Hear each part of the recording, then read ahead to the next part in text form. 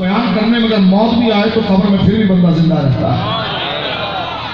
لہذا یہ زندگی بڑی قدر والی ہے، اس کو سچائی سے گزاریں، ہر شعبے میں سچ بولیں، ماں سے بھی سچ بولیں، باپ سے بھی سچ بولیں، دوستوں سے بھی سچ بولیں، ریاست سے بھی سچ بولیں، اور سب سے پہلے اللہ اور اس کے رسول سے سچ بولیں۔ سچ کس کو کہتے ہیں؟ پھر میں موضوع کی طرف آ رہا ہوں۔ سچ میرے بچوں اس کو کہتے ہیں کہ جو سب کے سامنے بھی بولا جائے اور تنہائی میں بھی بولا جائے۔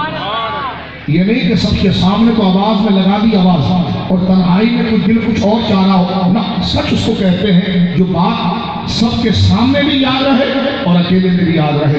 اللہ رب العالمین ہمیں غداروں سے بچائے اور اللہ رب العالمین ہمارا خاتمہ خیر پر کرے۔ اللہ رب العالمین ہمیں رسول اللہ کے وفاداروں میں شمار فرمائے۔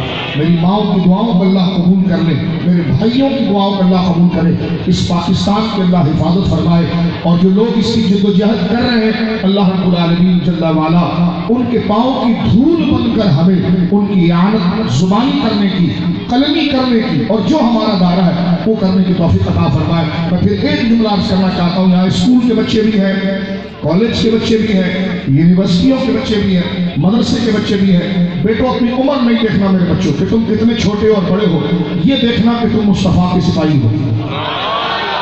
اس بات کو یاد رکھنا، اسکول میں بھی تمہیں نبی کا ذکر کرنا ہے، اور وہاں پر بھی کسی کو نبی کی ختم نبوت اور نبی کریم علیہ السلام کے خلاف آواز اٹھنا نہیں دینی۔ یہی چیز آپ نے کالج میں کرنی ہے، یہی یونیورسٹیوں میں کرنی، یہی مدرسوں میں کرنی، یہی گلی میں کرنی، یہی کھیت میں کرنی، یہی کھلیان میں کرنی۔ کیا آپ اس کے لیے تیار ہیں؟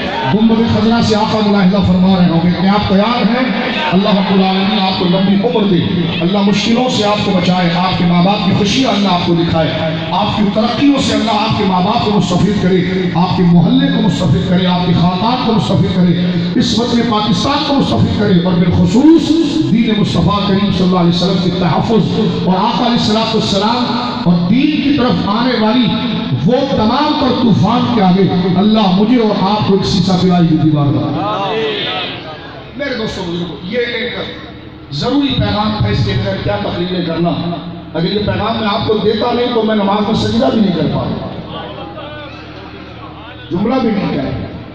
تو میرے دوستوں بزرگوں، کہ اب میری نگاہوں میں جچتا نہیں کوئی، جیسے میرے آقا ایسا نہیں کوئی۔ درود پاک پڑھیے، اس پیغام کو یاد رکھتے ہوئے اس کو پھیلائیے، اور محبت سے درود پاک اللہم صلی علی سیدنا مولانا محمد طب القلوب دوائی وعافیت الابدان ونور الابصار وضیاءها وعلى آلہ وصحبہ بارک وسلم صلاۃ و سلام علیک یا رسول اللہ۔